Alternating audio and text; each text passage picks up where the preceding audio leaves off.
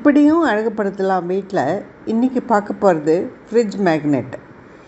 வெளிநாடு போச்சே, அங்கே கிடைக்கிற அழகழகான ஃப்ரிட்ஜ் மேக்னெட் மட்டும் எங்கள் வீட்டு ஃப்ரிட்ஜில் இருக்கிறதில்ல.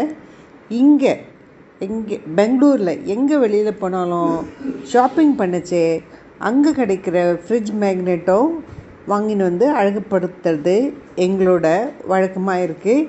இன்றைக்கி பார்க்குறது பெங்களூர் பாம்பே ஸ்டோரில் வாங்கின ஃப்ரிட்ஜ் மேக்னெட். உங்களுக்கு பிடிக்கும்னு நினைக்கிறேன்.